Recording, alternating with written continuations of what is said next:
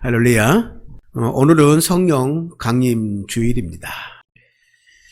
어제까지 우리는 부활의 그 기쁨의 50일을 보냈습니다.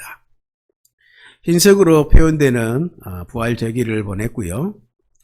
앞에 강단벌을 보게 되어지면 오늘부터 우리는 붉은색으로 표현되는 성령 강림절을 맞이하고 있는 것입니다. 예수 그리스도의 부활과 성령의 강림은 모든 믿는 자들에게 새로운 활력을 주는 그런 사건이라고 볼 수 있습니다. 특별히 이 땅에 교회가 탄생되게 된 놀라운 역사가 이루어지는 날이죠. 예수 그리스도의 부활이 교회의 복음의 내용을 제공해 주었다라고 한다면 오늘 성령 강림은 교회의 능력의 선물로 주셨다라고 하는 것입니다.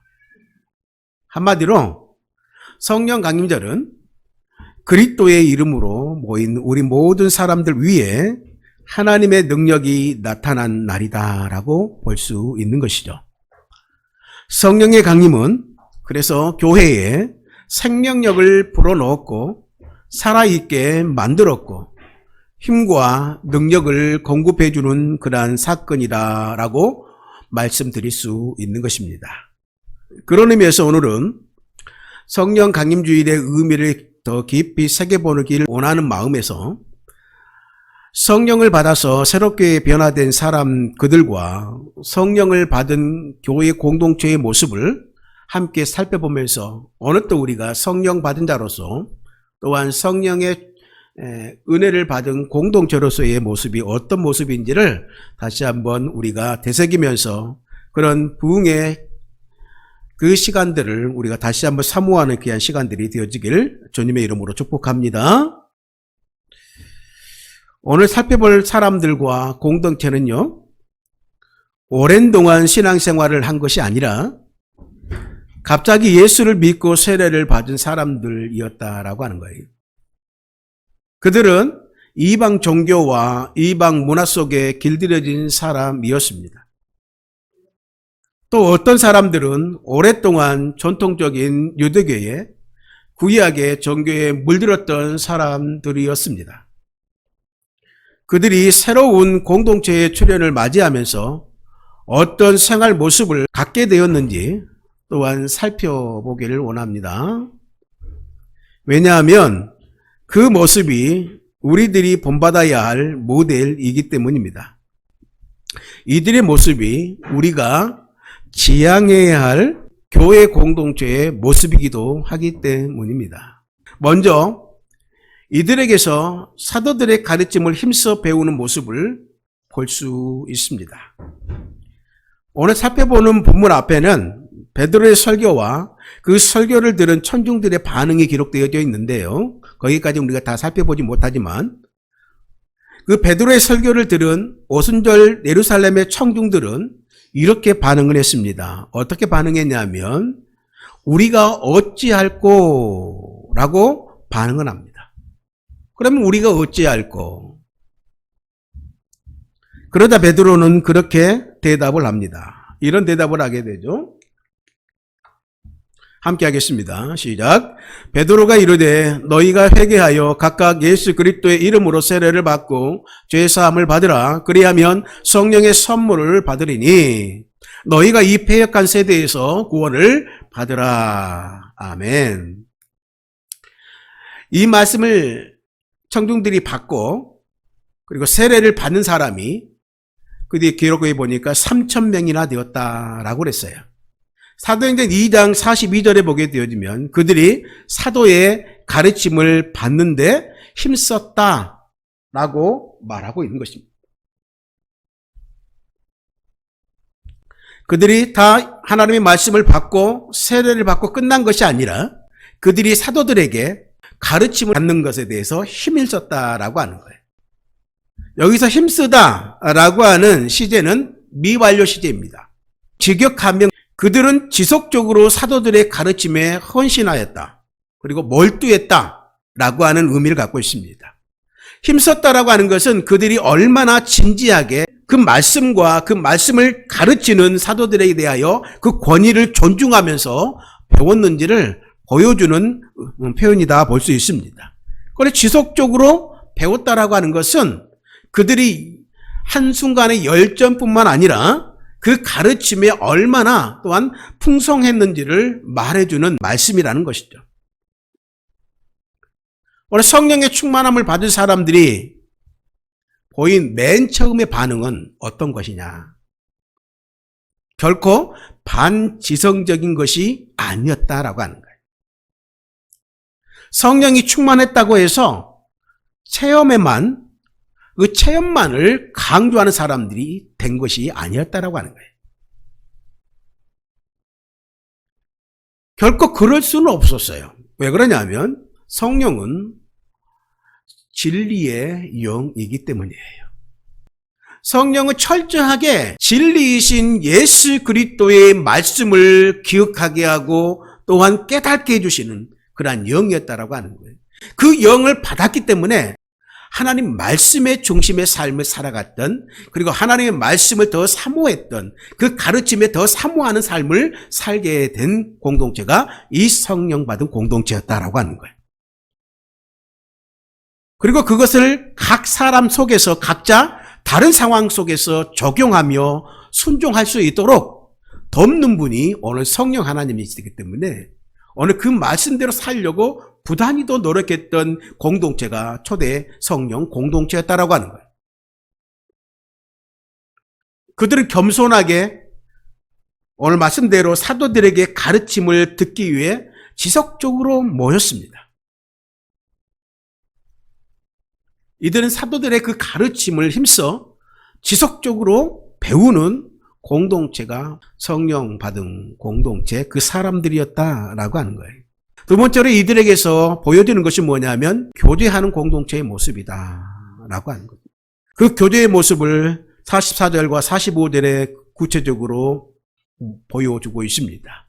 믿는 사람이 다 함께 있어 모든 물건을 서로 통용하고 또 재산과 소유를 팔아서 각 사람의 필요를 따라 나눠주며, 언뜻 보면 사유재산이 없이 모두가 유무상통하는 것처럼 보여지죠? 하지만 전혀 그렇지 않습니다. 여기 사용된 시제를 보면 알 수 있는데 함께 있어, 통용하고, 팔아, 나눠주며 라는 동사가 나오는데 모두가 미완료 시제입니다. 반복적인 동작을 나타내는 시제가 미완료 시제죠. 그렇다면 단 한 번에 모든 것을 다 팔아서 가난한 자들에게 나눠준 것이 아니라 공동체에 도움이 필요한 사람들을 나타나면 너나 할 것 없이 십시일반 형편껏 가진 것을 팔아서 더 핍절한 사람들을 도운 행위라고 볼 수 있는 것입니다. 46절에 보면 집에서 떡을 뗐다라고 하는 말이 기록되어져 있는데 그들에게서는 여전히 자기 소유의 집이 있었기 때문에 3,000명이나 되는 사람들이 여러 집에 흩어져 예배를 드릴 수 있었다라고 하는 거예요. 사도행전 5장에 보면 아나니아와 삽비라 이야기가 나오는 사건이 나오는데 아나니아와 그 삽비라 사건에서도 사유재산의 소유가 정당한 일로 전제하고 일어나는 사건입니다. 하지만 32절에 이렇게 표현합니다. 같이 읽겠습니다. 한 마음과 한 뜻이 되어 모든 물건을 서로 통용하고 자기 재물을 조금이라도 자기 것이라 하는 이가 하나도 없더라 라고 그렇게 한 것을 볼 때 그들 공동체의 모습을 이렇게 표현한 것을 볼 때 공경에 처한 지체를 보게 되어지면 언제든 자기의 것을 내놓을 준비가 되어 있는 것으로 보여지는 것이죠. 자기 재산이 있었지만 심정적으로는, 마음으로는 그것을 공적 자산처럼 여기고 있었다라고 하는 거예요. 만몬의 지배에서 벗어난 어떻게 보면 이 변화는 어디서부터 시작되어진 것일까요? 성령을 받기 전과 받은 후의 모습의 변화인 것입니다. 성령의 역사가 아니고는 불가능한 사건이 오늘 초대교회에 일어난 겁니다. 이는 성령이 임하시면 서로를 향한 성도들의 인식이 바뀐 결과라고 볼 수 있는 것이죠. 성령을 받기 전에는 예수를 믿고 있었음에도 불구하고 이런 서유와 나눔까지는 이르지 못했습니다. 그런데 성령님께서 예수를 믿는다는 것이 무엇인지에 대해서 더 깊고 더 정확된 이해를 가져다 주실 뿐만 아니라 이제 새로운 삶을 시작할 수 있도록, 도전할 수 있도록, 감행할 수 있을 만큼 충분한 용기와 결단력을 주신 것이 분명하다라고 하는 거예요. 이 사건이 성령 강림의 사건의 영향인 것입니다. 그런 사람들이 모인 교회의 특징이 오늘 이곳에 나타난 거예요. 그동안 안 보였던 사람들이 그들 눈에 보이기 시작하는 거예요. 그들이 신경 쓰지 않았던 사람들이 신경 쓰이기 시작했다는 거예요. 그들에 대한 긍휼한 마음이 생긴 거예요. 공감의 마음이 생겼다는 거예요. 나와 상관없다고 여겼던 사람들이 불가분에 상관 있는 사람으로 보이기 시작한 거예요. 그리고 계산하지 않아요. 계산했다고 한다면 자기의 소유를 팔아서 나눔의 삶을 살 수 있었을까요? 내가 도와주면 돌아올 것이 무엇인지를 생각하지 않은 거예요. 그 대신 값없이 받은 하나님의 은혜를 계산할 줄 아는 사람이었어요. 자신이 사랑의 빚진 자라는 것을 알게 된 거예요. 자기 가진 것이 자기 것이 아니라 위탁받은 것이고 자신이 주인이 아니라 청지기임을 깨닫게 되었다라고 하는 거예요. 그래서 이제는 그들의 마음에 욕망이 조종하는 대로 쓰지 아니하고 성령께서 촉구하시는 대로 소유나 은사나 시간을 쓰는 사람들이 되었어요. 물질의 노예가 아니라 물질의 주인이 된 거예요. 이처럼 오늘 이 초대교회는 성령 받은 공동체는 서로를 사랑하고 긍휼하며 베풀며 공감하는 교제하는 공동체였다라고 하는 거예요. 오늘 우리 교회 공동체가, 여러분들의 가정 공동체가 이런 하나님의 사랑과 긍휼을 베풀 수 있는, 서로 사랑할 수 있는 서로 사랑의 공동체가 되어지길 주님의 이름으로 축복합니다. 그리고 오늘 이들에게서 보여지는 성령 받은 사람들의 그 모임의 공동체의 모습은 뭐냐면 예배하는 공동체의 모습을 볼 수 있다라고 하는 거예요. 이들이 드리는 예배의 모습은 두 가지의 특징을 보여주고 있어요. 그 첫 번째가 뭐냐면 공적인 예배와 사적인 예배를 모두 포함하고 있다라고 하는 거예요. 46절을 함께 보겠습니다. 날마다 마음을 같이하여 성전에 모이기를 힘쓰고 집에서 떡을 떼며 기쁨과 순전한 마음으로 음식을 먹고 라고 그랬어요. 즉 그들은 성전에서 모였고 또 집에서도 모였어요. 우리식으로 이야기한다면 오전에 공예배를 모였다가 오후에 소그룹으로 흩어져 가지고 집에서 삶을 나누고 교제하는 것과 비슷한 거예요. 혹은 주중에 소그룹 가족끼리 모여서 예배하는 것과 같은 모습이죠. 두 번째 특징이 뭐냐? 예배에 기쁨이 있었다는 거예요. 동시에 그것은 경건한 예배였어요. 46절에 보면 기쁨과 순전한 마음으로 그들이 예배를 드렸어요. 즉 이 기쁨이라고 하는 것은 헬라어로 아갈리아시스라고 하는 단어를 사용하고 있는데 이는 큰 기쁨이라고 하는 의미를 갖고 있어요. 그 예배 가운데 큰 기쁨이 있었다라고 하는 거예요. 성령의 열매 가운데 하나가 희락이거든요. 성령에 충만한 자들이 성령으로 주께 예배하는 곳에 큰 기쁨이 임하는 것은 당연한 사실이라고 하는 거예요. 어떻습니까, 여러분? 저를 비롯해서 우리 집사님들, 우리 사랑하는 자녀들, 이 성령이 주시는 그 기쁨으로 예배하고 있습니까? 성령님이 여러분들 안에 계신다면 기쁨으로 예배해야 합니다. 할렐루야. 물론 그 기쁨을 빼앗아 가려고 하는 유혹 또한 클 겁니다. 그러므로 우리 성령을 의지해서 성령 하나님, 오늘 우리가 예배로 나아가는데 우리 가운데 기쁨으로 예배해 주십시오. 더욱더 그래서 기도함으로 성령님을 의지할 수 있어야 되는 거예요. 어떻게 보면 이것은 유대교의 율법주의에서는 좀처럼 경험하기 어려운 그러한 현상이었어요.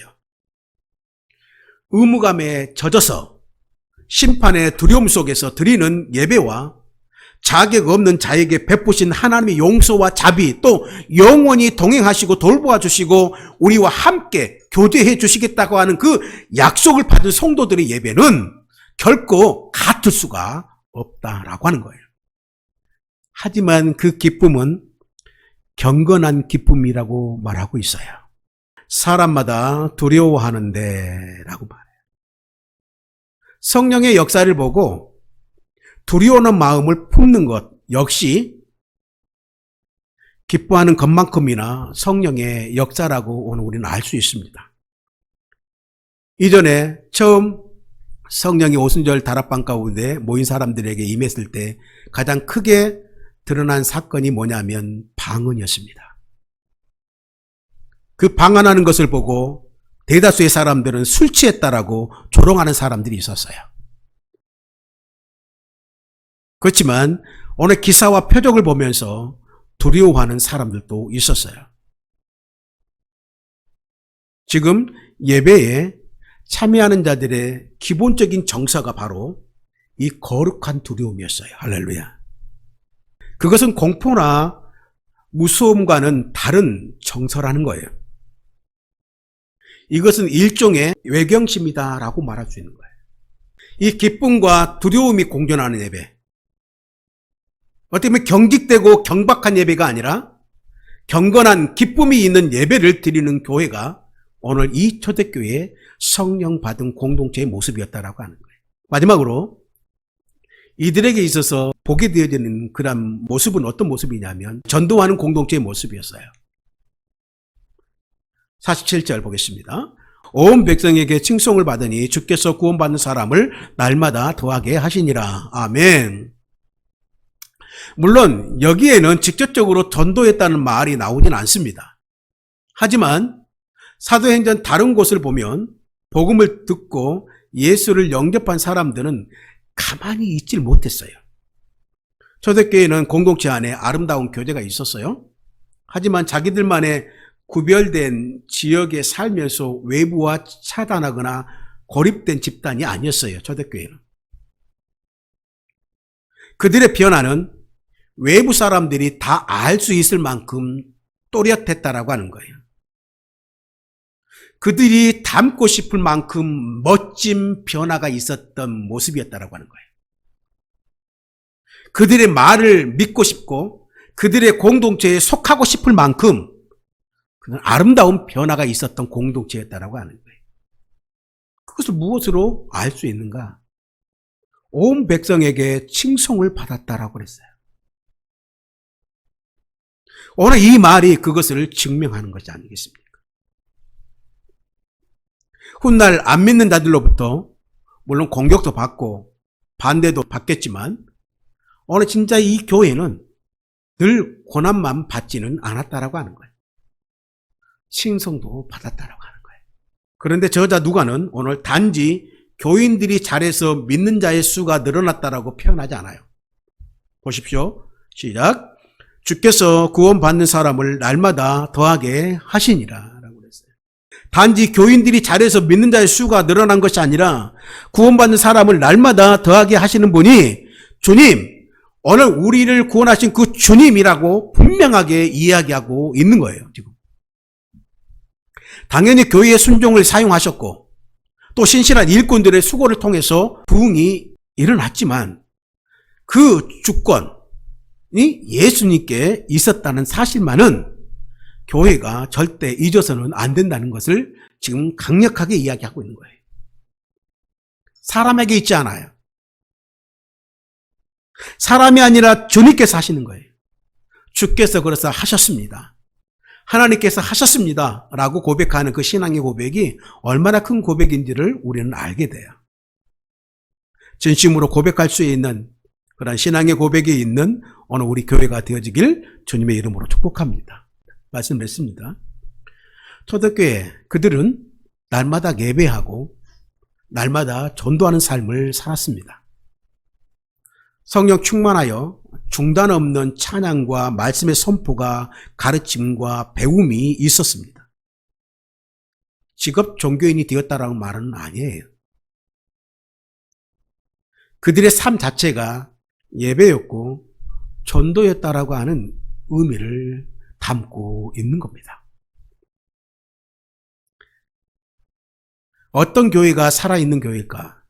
어떤 교회가 성령에 충만한 교회일까? 살아계신 하나님을 전하는 교회? 죽음에서 살아나신 예수님을 전하는 교회? 살리는 영이신 성령님을 전하는 교회? 죄인을 죽음에서 살리시는 생명의 복음을 전하는 교회? 그 복음으로 살아나는 교회? 그 복음을 살아내는 교회? 그래서 죽은 자들이 살아나는 역사를 두 눈으로 목도시키고 목도하는 교회. 그러므로 많은 사람들로 하여금 칭찬을 듣는 교회. 그 교회가 오늘 살아있는 교회요, 참된 교회요, 성령의 충만한 교회임을 말씀하고 있는 것입니다. 오늘 하나님은 이 교회를 원하셔요. 원하고 바라기는 시대, 우리 이 지역을, 이웃을 살리는 살아있는 진짜 교회, 참 교회, 진정한 성령을 받은 공동체가, 아니 성령의 공동체로서 살아가는 우리 모두가 되어지길 주님의 이름으로 축복합니다. 말씀을 삶으로 살아내므로 그들이 칭찬을 받았던 것처럼 오늘 우리도 칭찬받는 사람들, 그리스도인, 칭찬받는 오늘 천안 하늘의 교회의 공동체가 되어지길 간절히 축복합니다. 그런 복된 아름다운 공동체와 그런 가정, 우리 성도님들이 다 되어지길 주님의 이름으로 축복합니다.